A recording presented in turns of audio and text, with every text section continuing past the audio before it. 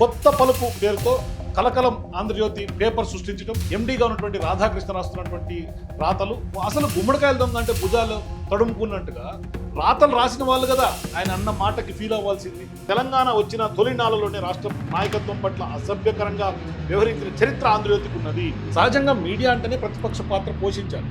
అటువంటి ప్రతిపక్ష పాత్ర పోషించాల్సినటువంటి మీడియా అధికార పార్టీ కొమ్ము కాసి ఆ రెండు పార్టీలు కూడా ఇప్పుడు ఏబిఎన్ బ్యాన్ చేస్తే ఏబిఎన్ పరిస్థితి ఏంటి?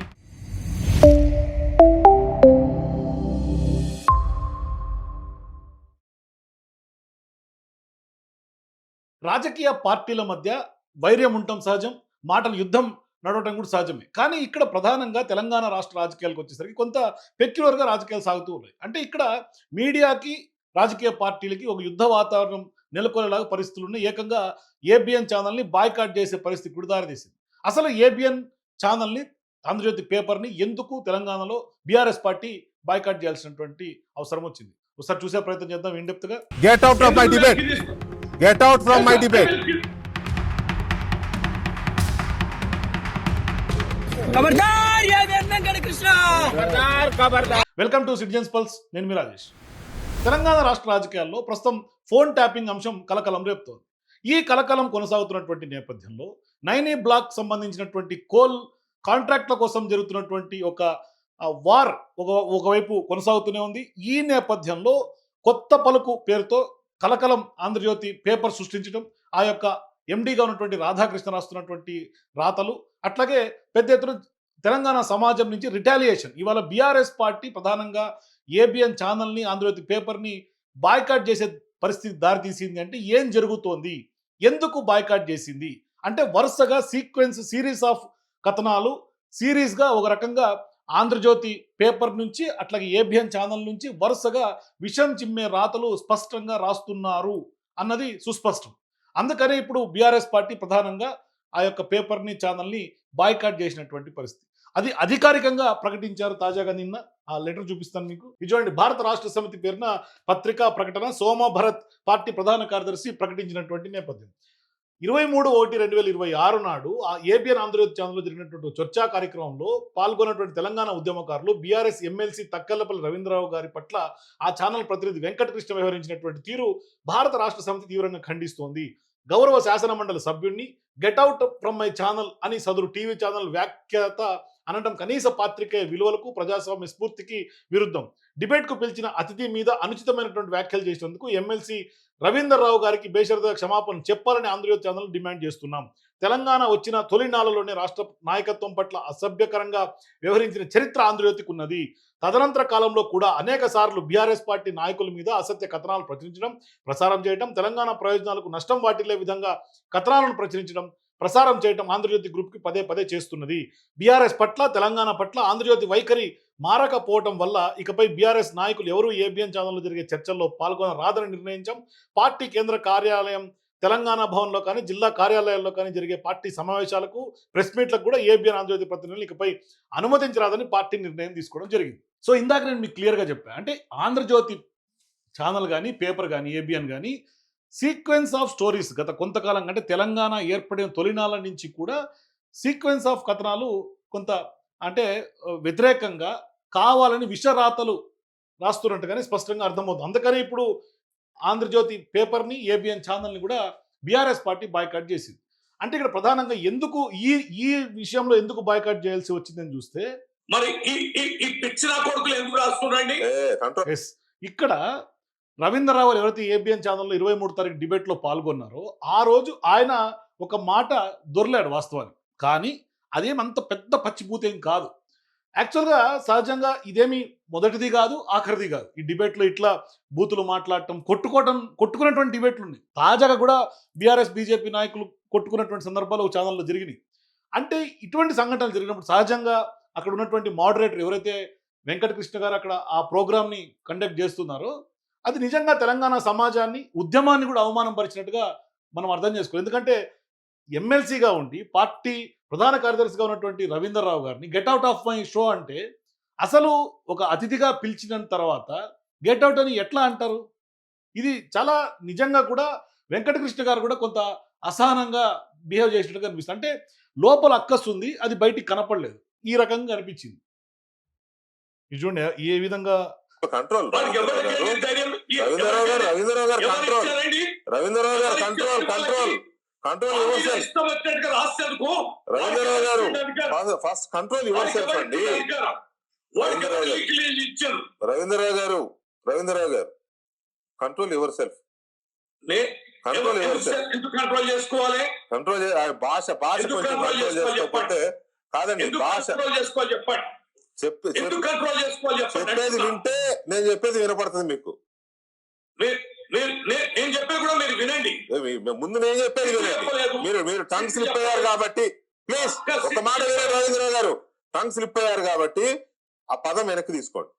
నేను వెనక్కి తీసుకునే ప్రసక్తి లేదు. My humble request to you వెనక్కి తీసుకునే ప్రసక్తి లేదు. Get out from my debate.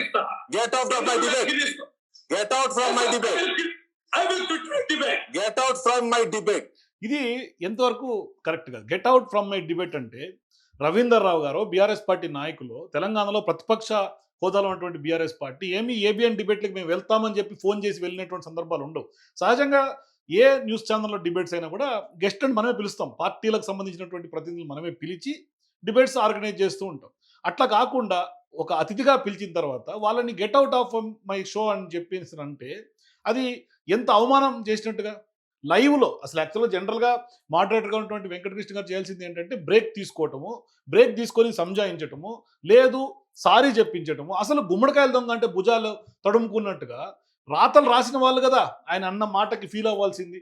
ఒకవేళ అది ఎందుకు అంటే ఈ టాపిక్ ఇదంతా ఎందుకు వచ్చింది అంటే ఆ రోజు కేటీఆర్ ఫోన్ ట్యాపింగ్ సంబంధించినటువంటి విచారణ ఎదుర్కొంటున్నటువంటి క్రమంలో ఆయన విచారణ అక్కడ సిట్టు ముందు ఉన్న సందర్భంగా భిన్నమైనటువంటి కథనాలు, ప్రభుత్వానికి కొమ్ముగాసే కథనాలు కొంత లీకుల ద్వారా నడిపారు అనేది కేటీఆర్ బయటకు వచ్చి మాట్లాడినటువంటి మాట. ఇక నుంచి కూడా కొంత మీడియా బాధ్యతగా వ్యవహరించాలి అని కూడా ఆయన రిక్వెస్ట్ చేశారు.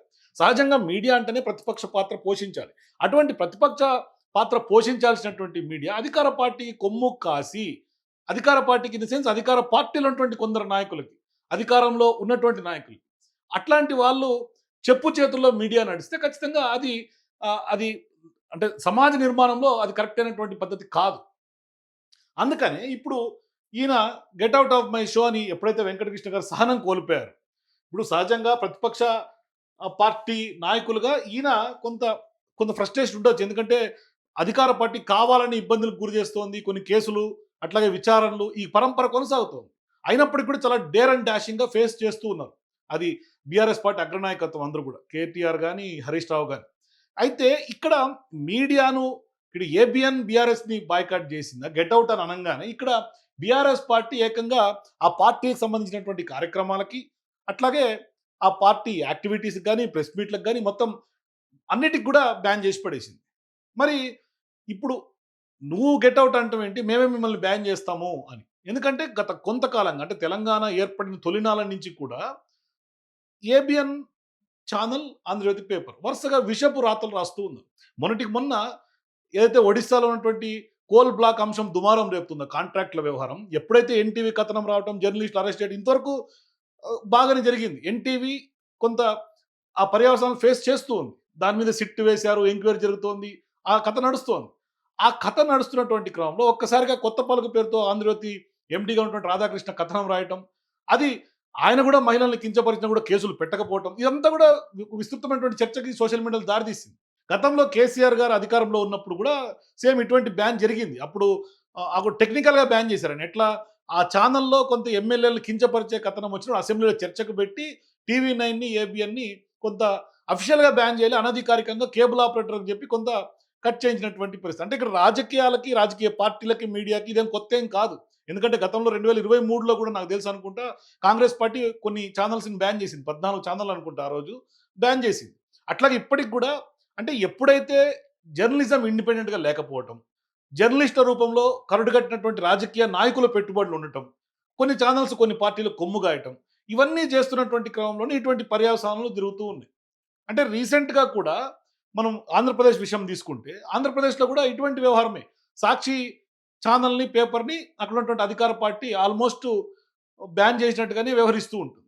అట్లాగే అక్కడ ఉన్నటువంటి గతంలో ఎప్పుడైతే జగన్మోహన్ రెడ్డి అధికారంలో ఉన్నప్పుడు కూడా ఆంధ్రజ్యోతి, ఈనాడు కూడా, టీవీ5 ఇట్లా కొన్ని ఛానల్స్ని, పత్రికల్ని టీడీపీ పత్రికలు, పచ్చ మీడియా అని కూడా ముద్రేసేశారు. అట్లా కొన్ని రాజకీయ పార్టీలు కొంత కొమ్ము గాయటం ఇటువంటి ఇదేమీ రాజకీయాల కొత్త ఏం కాదు. ఆంధ్రప్రదేశ్ అయినా, ఇటు తెలంగాణలో అయినా జరుగుతూనే ఉంది. అయితే అంత జరిగితే అంటే అప్పట్లో ఏబిఎన్ ఛానల్ ఆగిపోయినా, తర్వాత కేసీఆర్ గారు అప్పుడు చాలా సీరియస్‌గా అసెంబ్లీలో చర్చలు జరిపినా, అయినప్పటికి కూడా ఆయన ఆంధ్రజ్యోతిని అంత విషం చిమ్మినప్పటికీ కూడా గతంలో ఆయన ఎప్పుడు కూడా ద్వేషం పెంచుకోలే. కడుపులోనే పెట్టుకుంది. గతంలో కేసీఆర్ గారు సీఎంగా ఉన్నప్పుడే నాకు తెలిసి 2015, 17 అనుకుంటా ఇది. అప్పట్లో ఆంధ్రజ్యోతిలో ఫైర్ యాక్సిడెంట్ జరిగింది. ఆ టైంలో సీఎంగా ఉన్న హోదాలో ఉన్నటువంటి కేసీఆర్ గారే స్వయంగా రాధాకృష్ణతో పాటుగా ఆయన బిల్డింగ్‌కి వెళ్ళడం, పరామర్శించడం, ఆయనకు దానికి సంబంధించి కొన్ని ప్రభుత్వానికి అంటే మీడియాకు ఉన్నటువంటి స్వేచ్ఛ ఉండాలని కోరుకోవటం. అంటే, అంటే శత్రువులను కూడా కొంత హక్కులు చేర్చుకోవటం అనేది ఒక మంచి సంస్కృతి వాస్తవానికి. ఆ రాజు కేసీఆర్ గారు స్వయంగా ఆంధ్రజ్యోతి ఆఫీస్‌కి వెళ్ళినటువంటి దృశ్యాలు ఇవి. అది ఇప్పటికి కూడా సోషల్ మీడియాలో ట్రోల్ అవుతూ ఉంది. అంటే విషం చిమ్ముతున్నప్పటికీ కూడా ఈయన వాళ్ళ పట్ల ప్రేమగానే వ్యవహరించినటువంటి వ్యవహారం. ఈవెన్ ఇంటర్వ్యూస్ విషయంలో కూడా ఏబిఎన్ రాధాకృష్ణ గారికి, కేసీఆర్ గారికి కూడా ఈనాటి సాన్నిహిత్యము సంబంధం కాదు. ఆయన తొలినాళ్ళ నుంచి కూడా ఉన్నటువంటి బంధం. అయినప్పటికీ కూడా రాధాకృష్ణ గారికి కేసీఆర్ గారు ఇంటర్వ్యూ ఇస్తారు, కేటీఆర్ గారు ఇంటర్వ్యూ ఇస్తారు. ఇదంతా కూడా జరుగుతూనే ఉంది. కానీ ఇక్కడ సీన్ కట్ చేస్తే ఇప్పుడు అదే వైఖరి రాధాకృష్ణ గారిలో ఎటువంటి మార్పు లేదు. అదే వైఖరి కొనసాగుతూ ఉంది. అందుకని ఇవాళ బీఆర్ఎస్ పార్టీ ఏకంగా బ్యాన్ చేసింది. ఇప్పుడు ఆంధ్రజ్యోతి నష్టపోవాల్సినటువంటి పరిస్థితి. ఎందుకంటే అటు ఆంధ్రప్రదేశ్లో కూడా అధికారం అక్కడ ఎన్డీఏ కూటమి ఉంది. BJP, Janasena, TDP. అక్కడ ప్రతిపక్షం హోదాలో ఉన్నటువంటి జగన్మోహన్ రెడ్డి. ఉన్నదే ఆంధ్రప్రదేశ్లో ప్రధాన ప్రతిపక్షం. హోదా లేకపోయినప్పటికీ ప్రతిపక్ష పాత్ర పోషిస్తున్నది వైఎస్ఆర్సీపీ. ఇటు తెలంగాణలో 2 తెలుగు రాష్ట్రాల్లో కూడా సేమ్ అదే పరిస్థితి. ఇక్కడ బీఆర్ఎస్ పార్టీ ప్రతిపక్ష హోదాలో ఉంది అధికారికంగా. ఇప్పుడు అక్కడ ప్రతిపక్ష పార్టీ, ఇక్కడ ప్రతిపక్ష పార్టీ, ఆ 2 పార్టీలు కూడా ఇప్పుడు ఏబిఎన్ బ్యాన్ చేస్తే ఏబిఎన్ పరిస్థితి ఏంటి? అసలు మీడియా అంటేనే ప్రతిపక్ష పాత్ర పోషించాలి కదా. మరి అటువంటి సందర్భాల్లో ఇప్పుడు అధికార పార్టీకి కొమ్ము కాస్తున్నటువంటి వ్యవహారంలో ఎంతకాలం అధికార పార్టీ భుజానికి ఎత్తుకొని పదే పదే ప్రజలకి చెప్పుకుంటా పోతే ప్రజలు కూడా నమ్మే పరిస్థితి ఉండదు. ఎంతకాలం చెప్తారు? ఎందుకంటే గతంలో తెలంగాణలో రేవంత్ రెడ్డి అధికారంలోకి వచ్చిందే కేసీఆర్ గారి పట్ల వ్యతిరేకతో కాదు. కేసీఆర్ గారి కంటే కూడా ఏమన్నా మెరుగైనటువంటి పాలన, మెరుగైనటువంటి పథకాలు ఏమైనా వస్తాయా, అటువంటి హామీలు కాంగ్రెస్ పార్టీ మేనిఫెస్టోలో పెట్టారు కాబట్టి కొంత నమ్మారు ప్రజలు. ఇప్పుడేమైంది? ఇక్కడ హామీలు అమలు కావట్లేదు. 6 గ్యారెంటీల నుంచి మొదలుకుంటే ఏ ఒక్క హామీ పూర్తి స్థాయిలో అమలు కావట్లేదు అనేది తెలంగాణ సమాజం గుర్తించింది. మరి ఇటువంటి క్రమంలో ఇప్పుడు ఏబిఎన్ నష్టపోవాల్సినటువంటి పరిస్థితి వచ్చింది. ఇప్పుడు బీఆర్ఎస్ పార్టీ బ్యాన్ చేశారు. ఏంటి ఫర్దర్‌గా? ఇది కొంత జర్నలిజంలో కూడా కొంత మార్పులు రావాల్సినటువంటి అవసరం ఉంది. ఏబిఎన్ కూడా ఇది ఒక ఖచ్చితంగా తెలంగాణ సమాజం అంతా ఇవాళ ఏబిఎన్ని ద్వేషిస్తోంది. అంటే భవిష్యత్తులో బీఆర్ఎస్ పార్టీ ఇంకొక అడుగు ముందుకేసి ఇది ఖచ్చితంగా బీఆర్ఎస్ పార్టీ ఫ్యూచర్‌లో కూడా ఏబిఎన్ని ఎండగట్టే అవకాశాలు ఇంకా మరింత ఎక్కువగా ఉంటుంది. ఇది ఒక రకంగా చెప్పాలంటే మీడియా వర్సెస్ పొలిటికల్ వార్‌కి తెలంగాణలో తెరలేచినట్టుగా స్పష్టంగా అర్థమవుతుంది. ఇప్పుడు తెలంగాణ సమాజం అంతా కూడా పెద్ద ఎత్తున ఆంధ్రజ్యోతి పేపర్లని, ఆ డిబేట్ చేసినటువంటి జర్నలిస్ట్ వెంకటకృష్ణ పేపర్లని, ఫోటోలని తగలబెట్టి చించేస్తున్నటువంటి పరిస్థితి. అంటే నిరసన చెప్తూ ఉన్నారు. తెలంగాణ సమాజమే ఇప్పుడు బాయ్కాట్ చేస్తుంది ఏబిఎన్.